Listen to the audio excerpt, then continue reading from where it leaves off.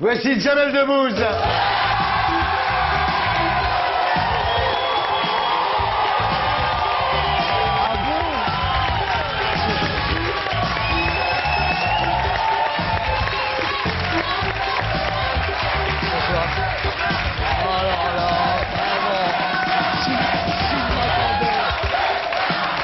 Jamel Debbouze.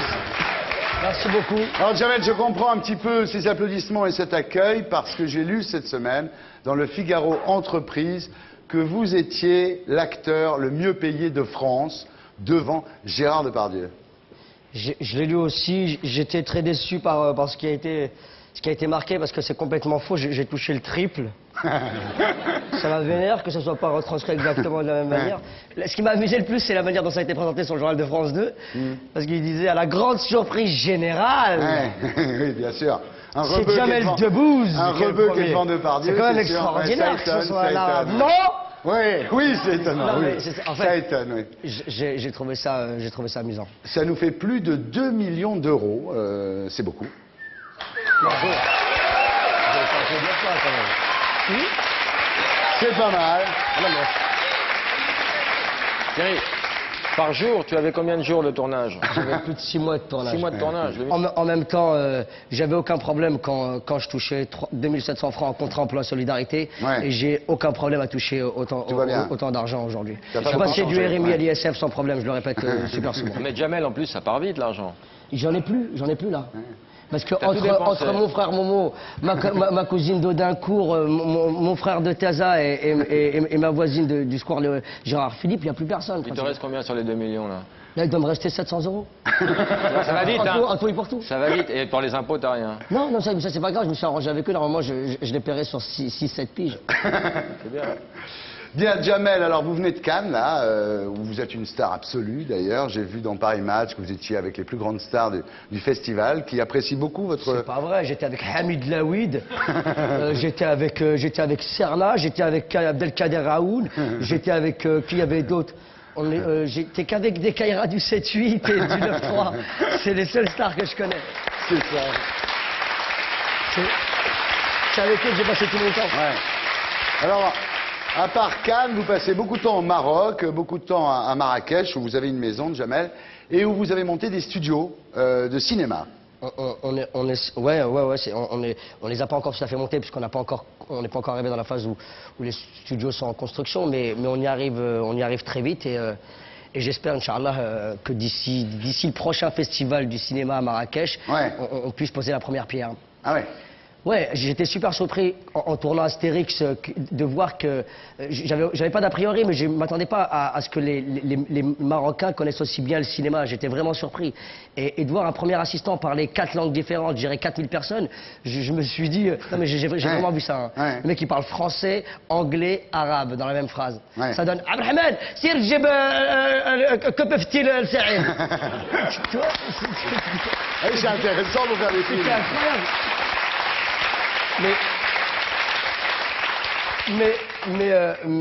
Mais ça m'a, je me suis aperçu, je le savais déjà moi, mais le Maroc c'est pas qu'une terre, c'est pas qu'un paysage, c'est aussi des gens, tu vois ce que je veux dire, et qui connaissent bien leur taf, donc ça me paraissait évident et logique de monter des studios. C'est une façon en plus de faire du business et d'aider les gens qui vivent là-bas. C'est vraiment pas pour faire du business parce qu'un studio finalement ça rapporte pas tant d'argent que ça, ça en coûte d'abord beaucoup au départ, mais moi ma démarche première c'est vraiment d'essayer d'amener, de faire en sorte que les gens de mon pays puissent travailler dans les conditions les mieux possibles, enfin, les plus normales.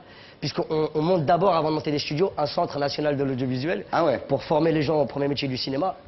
Et la démarche, elle est purement professionnelle d'abord, avant d'être financière. C'est bien. J'essaye. Jamel Debbouze, donc,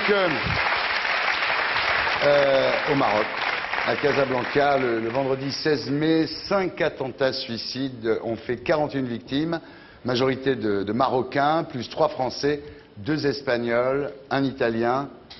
Pour en parler avec nous, j'appelle Samira Sitaïl.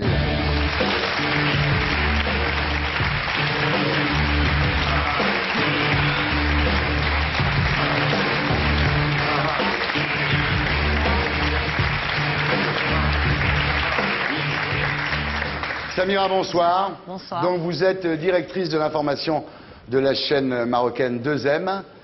Merci d'être avec nous. Jamel au Maroc, j'imagine que c'est une star comme en France, quoi, non? Ah oui, il est aussi connu et même beaucoup plus connu, je pense, au Maroc qu'ici, puisque Jamel, c'est la réussite. Jamel, c'est un symbole. Jamel, c'est pas uniquement la banlieue qui fait qu'aujourd'hui, il soit salué, voire décrié aussi par d'autres parce qu'il touche le plus beau salaire de France. Merci, Habiba, vraiment. Je sais pas comment le dire. Jamel, ce n'est pas que cela.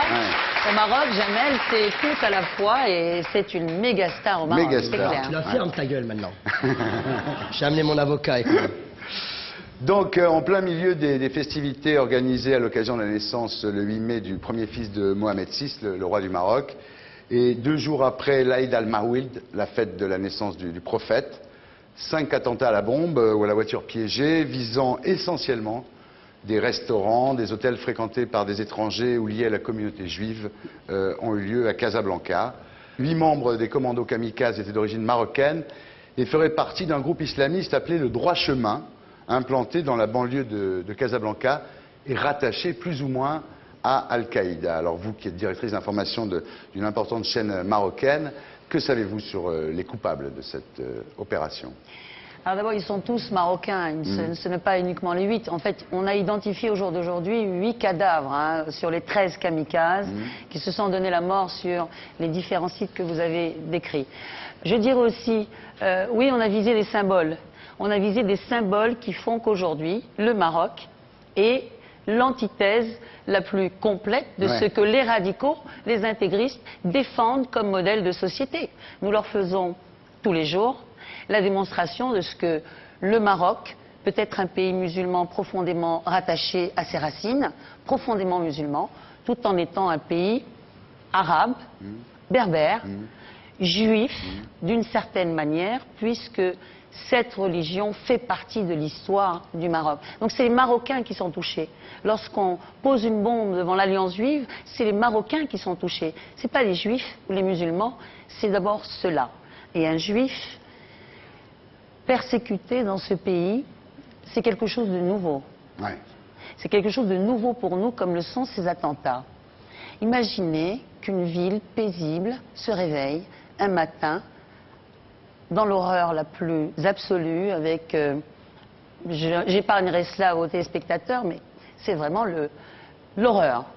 Et moi, j'ai eu à filmer tout ça, j'ai eu à voir tout cela, et j'ai eu à faire des choix de ne pas montrer le visage, une tête, un gamin qui dort encore et qui va s'éveiller avec les images, peut-être de son père, la tête coupée à la une de notre journal. J'ai refusé cela, j'ai voulu respecter cela.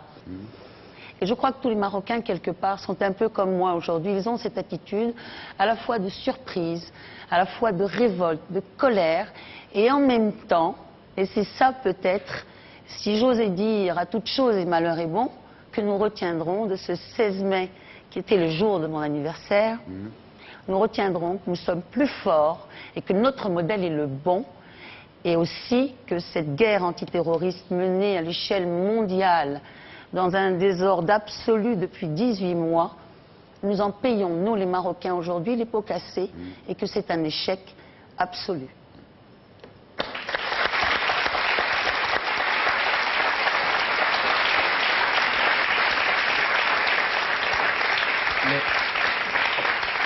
Mais ce qui est important de dire, c'est que ça arrive au moment où le Maroc progresse vers une vraie démocratie, où on commence à s'inscrire vers...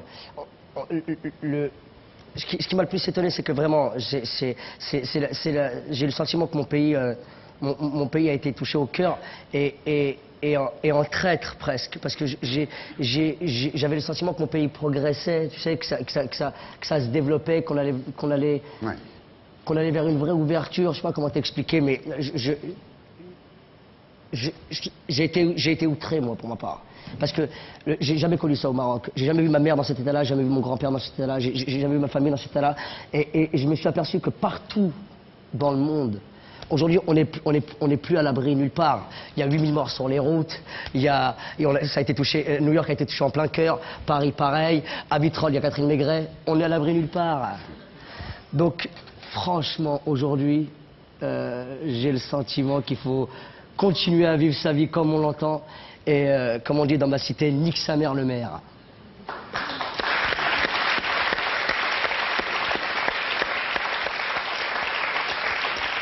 Enfin, il faut quand même espérer que ce n'est pas ces événements dramatiques qui vont faire changer le Maroc. Voilà, Eh bien, au contraire, vous savez, nous sommes à la veille d'une très grosse manifestation dans les rues de Casa. Tout le monde descend demain. Tout le Maroc est dehors demain. Juifs, musulmans, chrétiens vivant dans ce pays, puisque on en parle et qu'il s'agit bien de cela. Nous défendons cela, c'est une partie de notre identité. Nous combattrons l'intégrisme. Et si nous n'étions pas conscients depuis un an, parce que c'est vrai, on nous a dit, il y a des cellules dormantes, attention... Justement, quand on a parlé, Samira, quand on a parlé des cellules dormantes, il y a beaucoup d'intellectuels et certains journaux qui ont dit c'est une manœuvre du pouvoir, en fait, ça n'existe pas, tout ça c'est pour aller vers le tout sécuritaire. Et en fait, c'était vrai. C'était vrai, et depuis le 16 mai, je peux vous garantir que cette presse-là, ou ces intellectuels-là, ou ces gauchos caviar qui hantent la capitale économique et Rabat et qui finalement ne connaissent pas très bien le Maroc, eh ben, je peux vous dire qu'aujourd'hui, ils sont très mal à l'aise et qu'aujourd'hui, il s'agit pour nous de protéger ce que nous sommes, c'est notre patrimoine, c'est ce que nous sommes. Et le marché le plus important, vous savez, pour le Maroc, c'est la France. 55% du flux touristique au Maroc, c'est le marché français. Et au contraire, et c'est ça qui est extraordinaire, et c'est pour ça que je suis heureuse d'être là, en France et sur ce plateau de télévision, parce que les Français ont dit non avec les Marocains à ce terrorisme en disant ben nous, non, nos réservations, ben on les maintient, le Maroc, c'est aussi un peu chez nous. Ouais. Voilà. C'est vrai.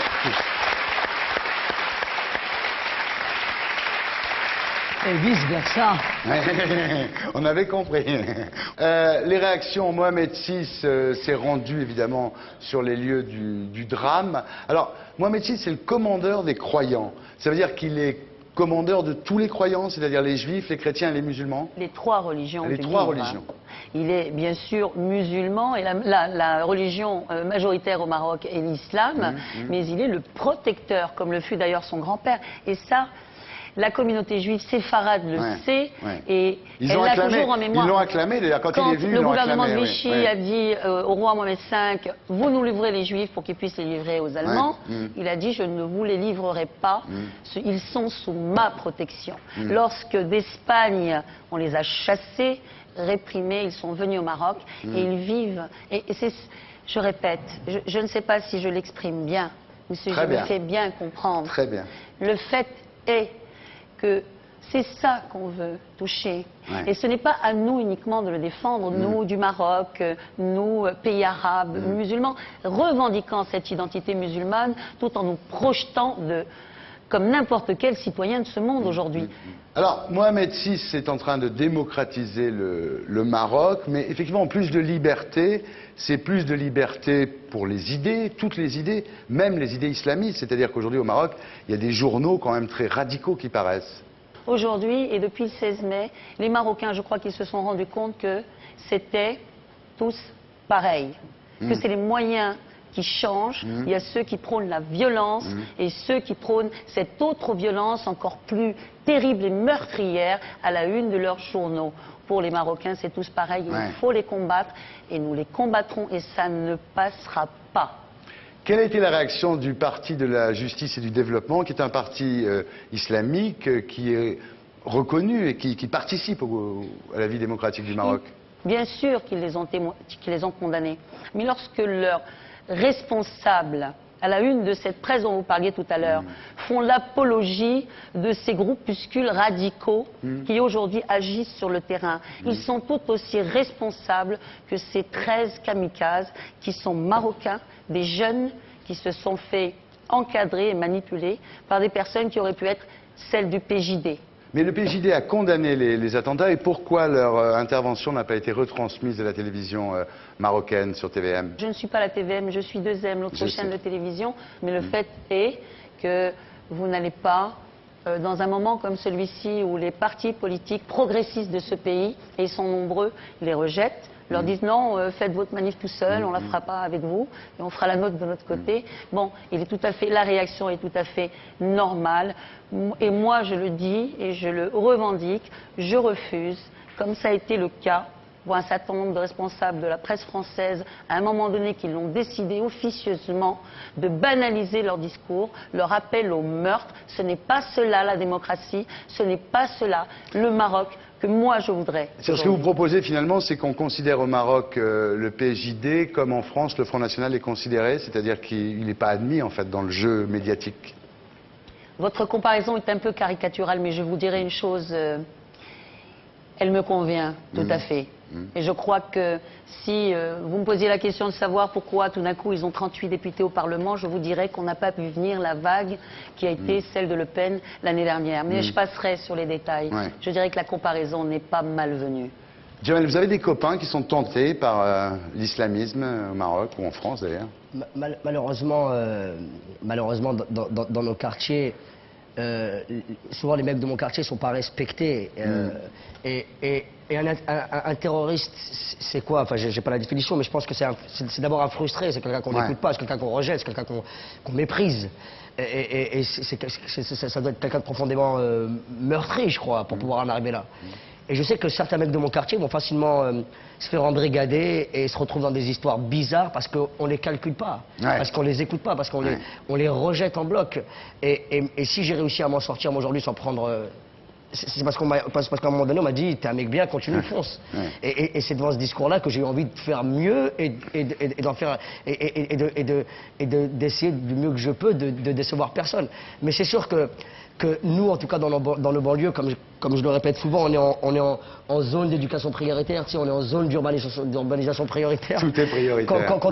Quand on monte des commerces, c'est en zone franche, les meufs elles nous appellent des zonards. Tu vois ce que je veux dire? C'est difficile. Et c'est sûr que quand on trouve le réconfort dans une mosquée, enfin moi je comprends pas, mais je l'explique en tout cas. C'est des mots qui...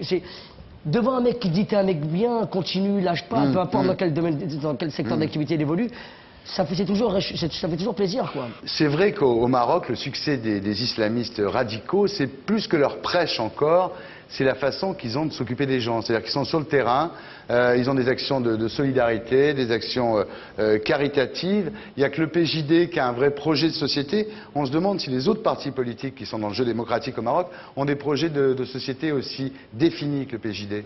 Ça, c'est faux. C'est faux, Thierry. C'est faux, c'est véhiculé, effectivement, par un certain nombre de publications, celles dont vous parliez tout à l'heure. Il y en a plusieurs, il y en a 2 ou 3. Et c'est aussi ce que les médias occidentaux souhaitent retenir. Vous le savez très bien, on ne parle jamais des trains qui arrivent à l'heure. On ne parle que de ceux qui sont en retard. C'est une très bonne image. Là, Samira, lâche pas le morceau, tu le tiens. Le PJD est un train qui, malheureusement, arrive en retard. Mais il y a une chose importante que je disais tout à l'heure. Non, juste... Pardon. Attends. Ouais, non, c'est claqué. Normalement, c'est à elle. Non, attendez, non, mais non, c'est à elle de parler. Vas-y, ça va. Non, j'ai peur d'être trop Thierry, tu disais sérieuse que... encore. J'active Samira, j'aime... Faut la laisser tranquille, moi, faut pas l'énerver. Mais c'est vrai, enfin, ils n'ont pas de projet de société, ils n'ont pas de revendications, ils n'ont pas de message. Vous savez, ils jouent un peu sur cette fibre arabo-musulmane, attention, et nous les Arabes, et l'identité, etc. Ils jouent sur cette fibre et ils en profitent. Très franchement, pour mon pays, c'est la première fois, c'est pour ça que j'étais choqué. Je vous ai dit en début d'émission que ça m'avait fait mal au cœur de voir ma mère dans cet état-là. Mais c'est bien sûr que c'est grave, mais encore une fois, plus personne n'est à l'abri. Donc on en parle aujourd'hui. Moi, vraiment, sur le coup, j'étais très choqué. Puis finalement, je me suis dit, c'est la vie. Je vais pas m'arrêter de vivre pour eux. Je vais pas m'arrêter de continuer à aller. Il n'en est pas question. C'est le début pour moi presque. Il n'en est pas question. Tu vois ce que je veux dire? C'est le début de la résistance. C'est même pas de la résistance, c'est le début de la... Ouais. Enfin, tu peux appeler ça comme tu veux, mais c'est le début. C'est le début parce que aujourd'hui, je crois en mon pays. C'est un pays qui est plein de promesses. T'as déjà goûté un tagine marfoul, par exemple? J'adore. Tu sais comment ça déchire un tagine marfoul? Je sais, j'adore le Et le Maroc. Bessara, t'as déjà goûté le Bessara? Mon premier voyage à l'étranger, c'était au Maroc quand j'avais 16 ans. Mais tu te rends compte? Alors franchement, si vous vous privez de tagine marfoul ou Bessara à cause de terroristes, vous êtes teubés. Bien. Pas de problème. Quelle est la différence entre le couscous marocain et le couscous tunisien? Alors là, il y a du poisson et Par là, exemple, il y a pour 4 plutôt personnes. il y a plutôt du poulet. Non, mais tu vois, juste... La viande. Je voulais profiter Il s'est passé il n'y a pas longtemps une chose terrible en Algérie ouais. et un tremblement de terre, ça a fait 500 morts, des milliers de blessés.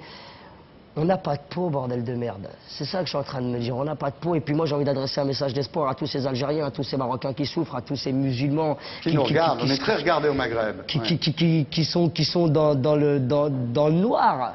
Ouais. Il y a un truc qu'on se dit tout le temps, nous, c'est l'hamdoulilah, tu sais. Ouais. À la fin de chaque phrase, l'hamdoulilah, tout va bien, on positive tout. T'inquiète, l'hamdoulilah. Et j'ai envie de leur dire, l'hamdoulilah, on est encore là. Waouh. On lâche pas le morceau. Ils nous arrêteront pas, c'est pas possible. Alors je voudrais qu'on termine en disant un mot au sujet du roi du Maroc, qui regarde souvent, tout le monde en parle. Est-ce que vous pensez qu'il va tenir bon face à ça? Il faut juste peut-être dire que quand on dit modéré, radical, machin, etc., le roi, commandeur des croyants, etc., il n'est pas le représentant d'un islam modéré, il est le représentant de l'islam tout court.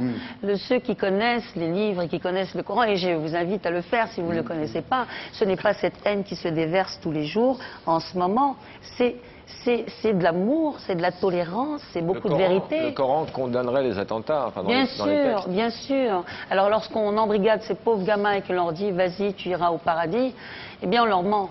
On leur dit quand même qu'il y a 1000 femmes qui les attendent, et là ça quand même... En même temps, Tu vois, moi franchement, je condamne vraiment le terroriste. Mais 1000 femmes... 1000 femmes, c'est pas mal. Regarde, fais le calcul, 1000 meufs. Merci.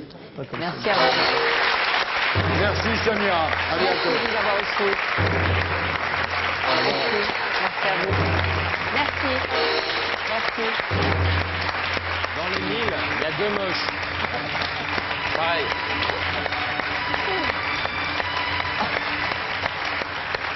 Exceptionnel, hein? Alors au Maroc, une femme peut être directrice de l'information d'une chaîne de télévision. Ouais, avec tout ce que ça implique au Maroc. Ouais. C'est pas anodin, tu vois, c'est une meuf que j'adore. Elle a beaucoup de courage et beaucoup de charisme. Ouais. Samira, si tu m'écoutes, je te kiffe.